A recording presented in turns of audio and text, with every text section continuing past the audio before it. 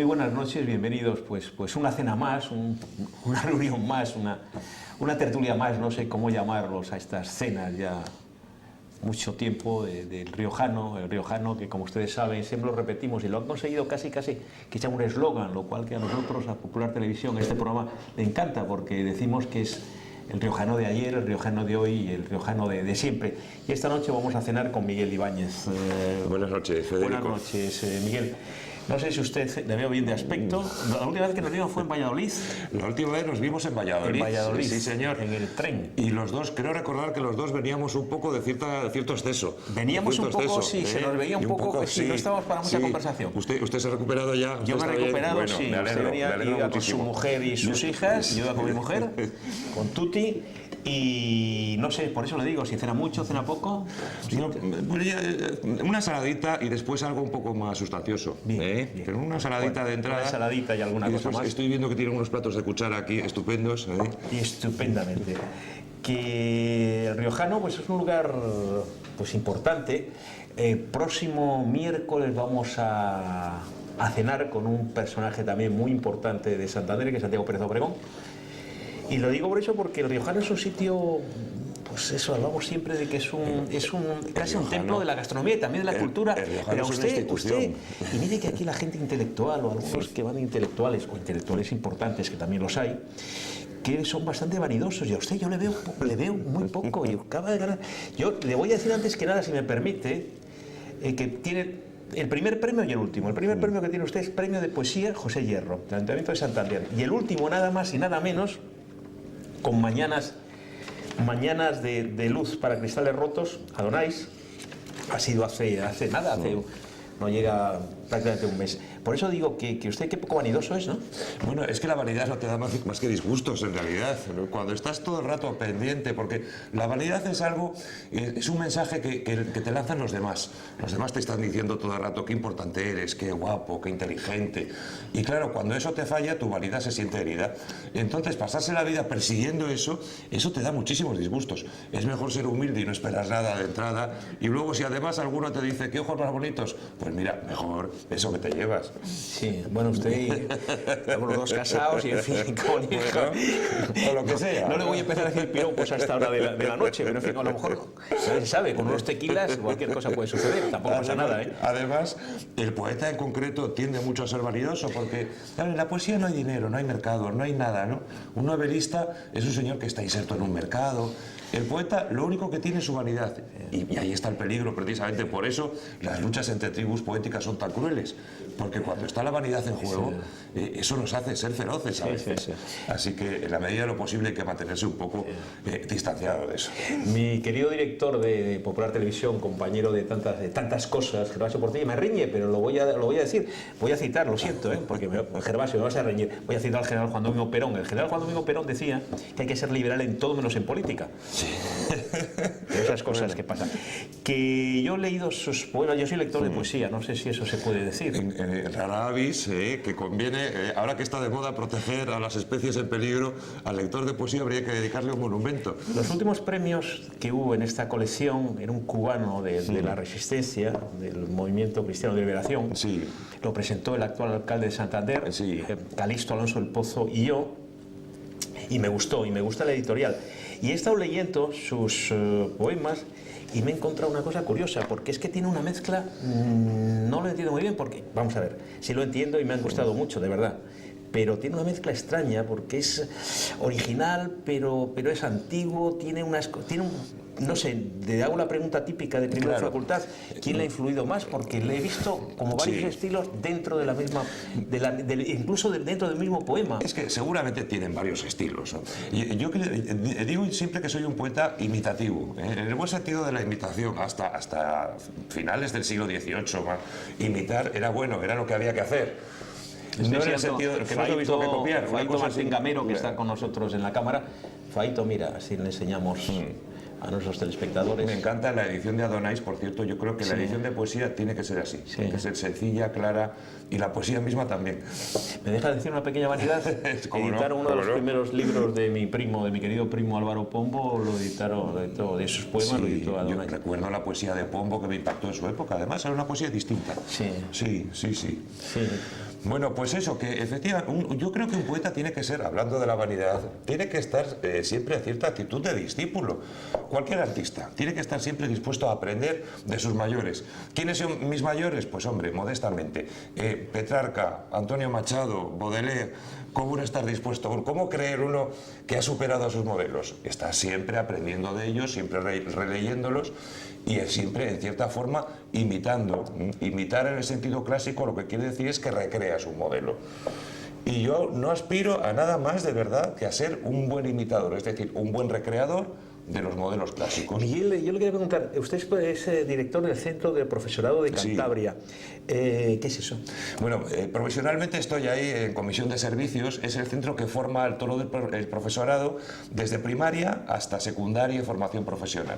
Es decir, menos la universidad, los profesores cuando van a hacer cursos de actualización científica y didáctica van al CEP. Me traigo la chuleta porque tiene un currículum importante, bueno, que nació en Puesto de Vidrio, ya creo que lo hemos dicho. Estudió filología hispánica y es profesor de lengua y literatura. Sí, tengo mi plaza en Renedo, sí, lugar donde he sido muy feliz y aspiro a volver a serlo cuando acabe mi comisión de servicios, y esa es mi referencia habitual de trabajo, es esa, profesor de lengua y literatura. Miguel, dicen que son malos tiempos para la lírica y yo no sé si son malos tiempos para otras cosas. Tiempos complicados, y digo que a lo mejor son malos tiempos para la poesía, o bueno, sí, César Vallejo en la Guerra Civil Española escribió unos poemas maravillosos. También al otro lado Manuel Machado escribió... Sí, también no hay que olvidar al bueno de Don Manuel. O Rafael Sánchez Mazas, hay que decirle a todos. Sí, exactamente. Pero le pregunto, ¿estamos en el final de algo? ¿Qué está pasando? ¿Qué opina? Es que yo creo que siempre han sido malos tiempos para la poesía. Virgilio tenía que implorar la protección de César y Horacio la de Mecenas para poder vivir, porque si no, pues no tenían de qué vivir. La poesía siempre ha sido minoritaria y en nuestros tiempos lo sigue siendo, no ha cambiado nada esencial. Sí ha habido cierta decadencia un poco de la poesía desde que los poetas dejaron de escribir pensando en sus lectores y empezaron a escribir pensando en sí mismos. Hasta la época de la guerra, más o menos, en España, uno podía encontrarse con que los recitales de poesía en los teatros se llenaban, por ejemplo. Un recital de poesía se llenaba un teatro, cosa impensable desde que las llamadas vanguardias empiezan a dominar la escena poética. La gente se aburre de la poesía porque la poesía dejan de entenderla. Es normal. Si yo escribo algo que nadie lo entiende, salvo yo mismo, y a veces ni yo mismo, es normal que nadie me tome en serio. Ahora tengo que citarlo porque ha sido prácticamente en estos días y las calles de Francia están ensangrentadas. Las civilizaciones, eso de la alianza de civilizaciones que decía un presidente del gobierno español, Rodríguez Zapatero, lo que no hay ninguna duda que la poesía española, por supuesto la poesía... traducción en Castilla, pero la poesía, digamos, más brillante o las figuras más bonitas de la retórica, y al otro lado del charco, uno que es hispanoamericano lo puede decir, pues hemos citado a Vallejo, pero ahí está Rubén Darío, o está Leopoldo Lugones, García Lorca en España claramente, Alberti en algunas cosas, o en algunos poemas, vamos a ver, la brillantez, las figuras más bonitas, es de la poesía árabe andaluza, de Andalusí, ¿no? Sí. Entonces, ¿qué está pasando? Mi padre estuvo en Marruecos, yo tengo unos recuerdos maravillosos de Marruecos, voy con frecuencia, no tanto como quisiera, pero voy con frecuencia a Sáhara, soy muy amigo de Brahim Heli, ministro de Defensa de la República Árabe Saharaui Democrática, un amigo entrañable mío, hace muchos años, desde Nicaragua, hace muchos años. Y yo soy hablo un poquito rifeño, no árabe, pero a mí me afecta muchísimo esto, soy católico. Se suele presentar la cultura de Al-Ándalus como, digamos, la alternativa liberal, entre comillas, ¿no?, al mundo cristiano de entonces, que era más austero, más robusto, más rígido también. Y es verdad, pero no se suele decir la otra parte, que esa cultura de Al-Ándalus también es alternativa al mundo islámico de su época, que también es rígido y austero. Es decir, Al-Ándalus no es propiamente una expresión de la cultura árabe, sino, para definirla mejor, habría que decir... O sea, que Averroes era un liberal. Al-Ándalus es la cultura árabe en España, es una mezcla. Al-Ándalus en sí mismo es una mezcla, porque heredan elementos cristianos, griegos, fenicios. Ese es el milagro de Al-Ándalus. No tanto el que sea árabe, como el que sea una mezcla de lo árabe con otras culturas. O sea, que los que invadían luego eran los fundamentalistas entonces. Porque se asientan, sí, efectivamente, y de hecho la zona árabe española, como usted sabe, sufre 2 invasiones de lo que hoy llamaríamos fundamentalistas, que arrasan y acaban de negro completamente. Sí, y acaban con toda la cultura autóctona, que era precisamente esa mezcla que era el andaluz. Así que se equivocan los que a veces lo plantean en términos de la cristiandad medieval terrible, fanatizada, contra el mundo árabe, exquisito, civilizado. No, de eso nada. Lo que es exquisito y civilizado es al andaluz, porque en sí mismo es el producto de una mezcla. Pero específicamente la cultura árabe española. Después, en el resto de la cultura árabe, por supuesto, hay focos de cultura y de civilización en el Cairo, en la propia Bagdad, en muchos sitios. Pero como hay una Sorbona en el mundo europeo cristiano, como hay una Bolonia, como hay también focos de civilización en España.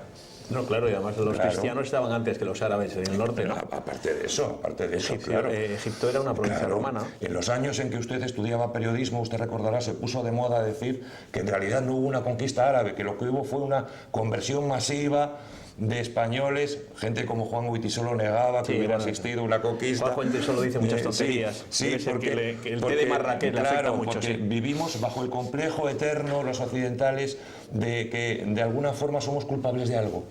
Ahora mismo estoy escuchando la radio estos días, incluso radios con las que suelo estar de acuerdo en su línea, pero que por lo visto el problema que ha habido en París ha sido un problema de islamofobia. De escuchar a algunos comentaristas, o sea, el problema sería que unos cristianos fanáticos se han lanzado a matar islámicos. Yo tenía entendido que era todo lo contrario, pero según algunos el peligro está en la islamofobia. Bueno, pues... De verdad que me está sorprendiendo. Me está sorprendiendo usted. Yo tenía un cliché de usted completamente diferente. Me está sorprendiendo. No, yo soy más bien conservador. Lo que pasa es que también soy irónico y por eso atenúa un poco a veces el conservadurismo. Es cosa de años, ¿eh? Lo de la ironía es cosa de ir cumpliendo años. Sí, voy a alguno que no lo entiende. ¿Cómo está el ambiente, Miguel Ibáñez? ¿Cómo está el ambiente cultural en Santander? Yo creo que bastante vivo. Hay una animación ahora mismo. Cualquier día que usted salga a Santander, corre riesgo, como pasaba en Madrid en la época de Ruano. Uno sale a pasear por Madrid, decía Ruano, y corre riesgo de que le den una conferencia. César González Ruano, ¿me está citando? Sí, César González Ruano, sí señor. Muy de sorpresa en sorpresa con usted. Y en Santander pasa lo mismo.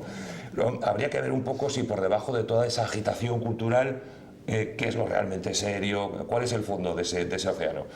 Bueno, pero eso ya es cuestión de años y de selección y de pozos, de decantación.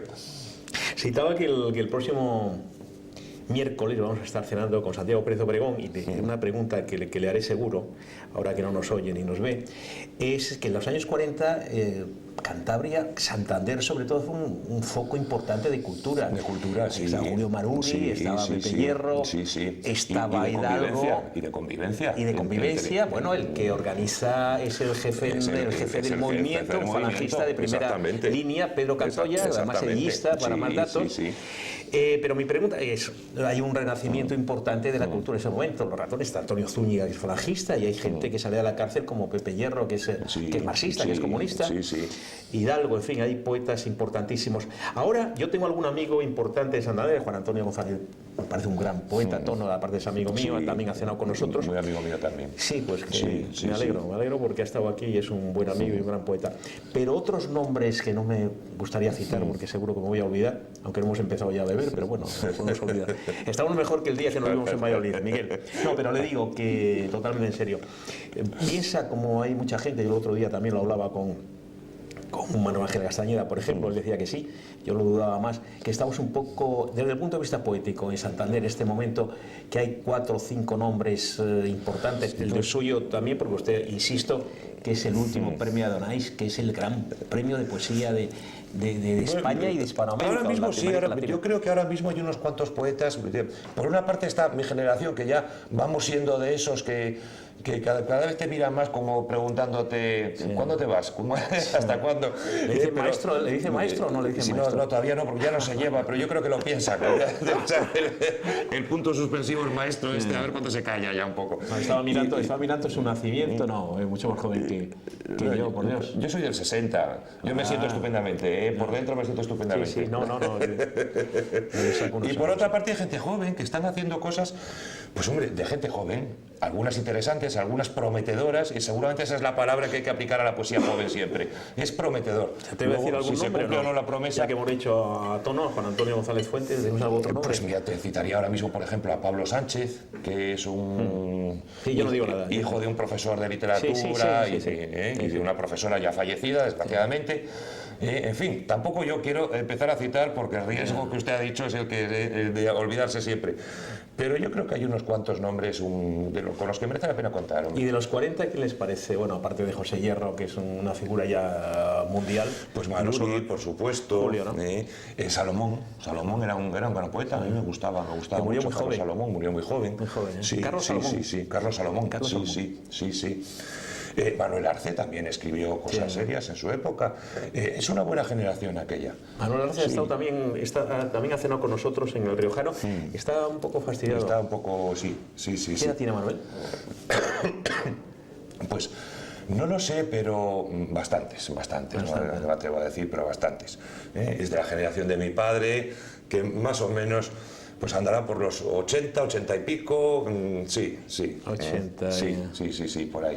Es que como se llena, como es una generación se dura, llena, pues hay gente que no. La generación esa de los niños de la guerra es dura, Sí, hoy vamos a cenar los tres. No es fácil. Hoy cenamos los tres, Faito Gómez, Martín Gamero, usted y yo. Algo de usted, hablando de usted, Miguel Ibáñez de la Cuesta. Que cuénteme un poco, porque yo lo vi aquí lo estaba enseñando, bueno, está casado, vi a sus hijas. Estoy casado con una vallisoletana.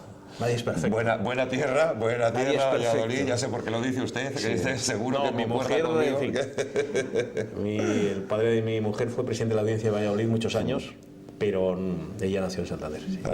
Bueno. Ya si quiere investigar, se lo digo yo. Pero bueno, pero es de sangre. Pero sí vivía en el palacio, en el palacio de Justicia, ya no sé, que no es aquí. Pero no, que le digo, vamos, usted casado y... Casado con una hija y llevando una vida muy normal. No soy ningún bohemio. Pero sale, ya eso quiero decir, pero yo le veo, quiero decir que no es nada, insisto, que yo le veo un poco en estos sitios sí, no es que no me gusta mucho, no me de la gusta crema mucho, intelectual que decía Agustín Lara. Claro, pues no. yo es que tengo un problema con la cultura y es que me aburre, normalmente me aburre. A mí me gusta leer, pero los actos sociales, culturales, pues no, me aburro bastante. Estoy deseando que acabe la conferencia, el que la está dando. Pero es impresionante. Yo es que me lo he traído, no lo suelo hacer nunca. Y es otra riña que me va a dar Gervasio. Pero ella no, es que no me ha quedado maravilla porque me parece impresionante.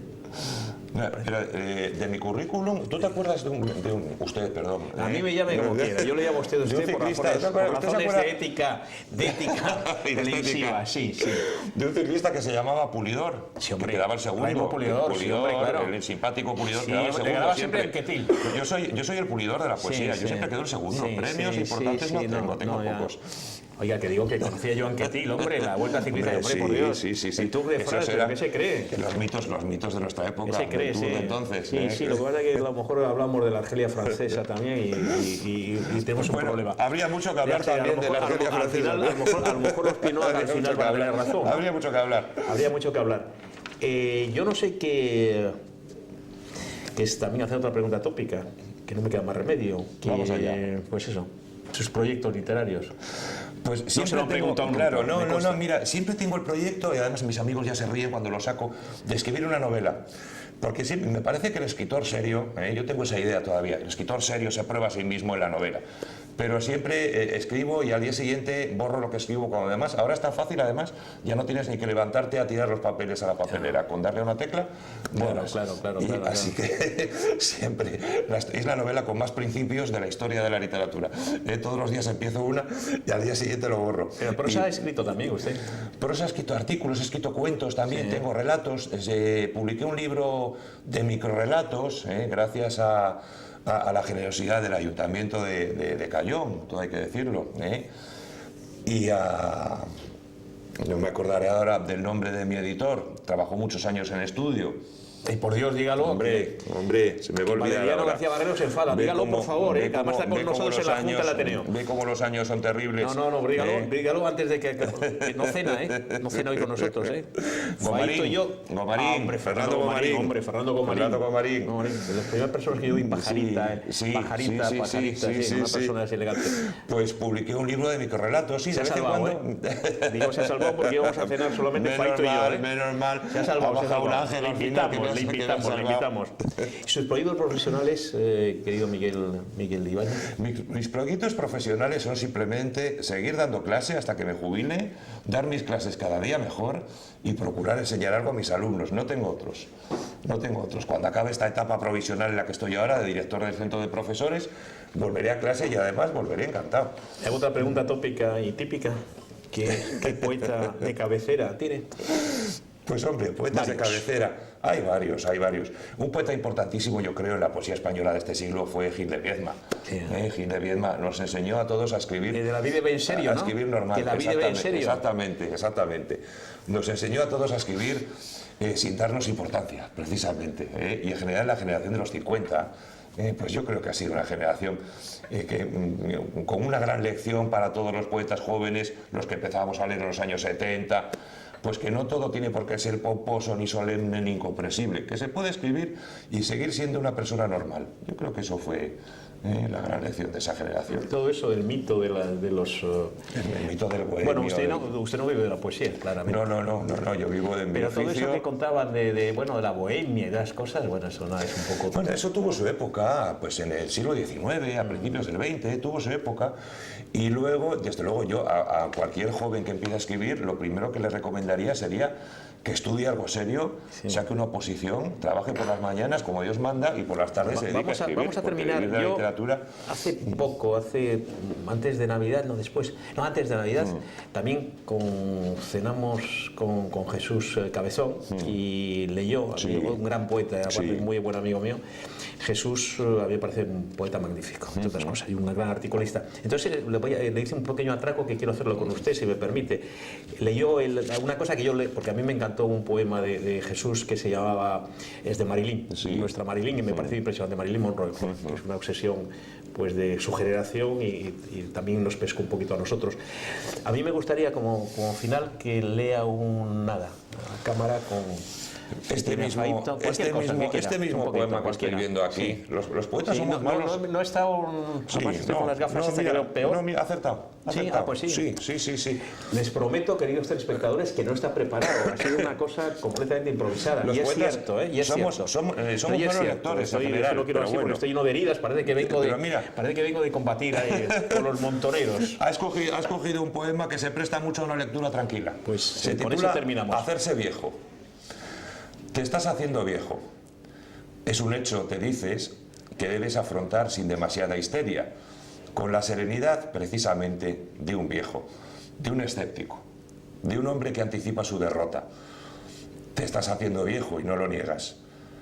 En público lo afirmas con cierto desahogo y hasta alardeas de ello, como si el tiempo hubiera añadido algún mérito a tu desordenada inteligencia. Los chispazos de ingenio brillan más en la noche y los tuyos parecen condenados a llamar la atención cada vez más por lo desesperado e inesperado, por su fulgor insólito de cohete de feria. Piensas en ello mientras se aleja una mujer de la edad de tu hija y que, igual que tu hija, te ha escuchado con leve displicencia, como se escucha a un viejo, antes de regalarle a tu mirada su hermosa, delicada, indiferente espalda. Este es el tipo de poesía que me gusta leer y desgraciadamente es la que escribo también. Miguel Ibáñez, ha sido un placer. Muchísimas gracias. Un gran placer.